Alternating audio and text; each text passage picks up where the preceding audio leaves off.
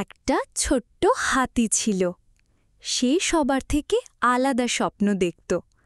সে চাঁদে যেতে চায়, নিজের একটা গ্রহ বানাতে চায়। তার একমাত্র বন্ধু ছিল প্যাঁচা। তারা দুজনে রোজ বিকেলে রকেট বানাত। বাঁশ, বালতি ইত্যাদি দিয়ে তারা বানালো একটি ছোট্ট কিউট রকেট।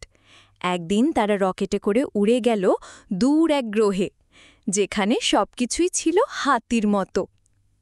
সেই গ্রহটার নাম ছিল এলিফ্যান্ট প্ল্যানেট। গাছগুলো সুরের মতো। সেখানে এলিয়েন এলিফ্যান্টরা তাকে স্বাগত জানালো। তারা আনন্দে থাকতে লাগল। কিন্তু মনটা একটু কাঁদল, কারণ ওর জঙ্গল আর বন্ধুরা ওখানে নেই।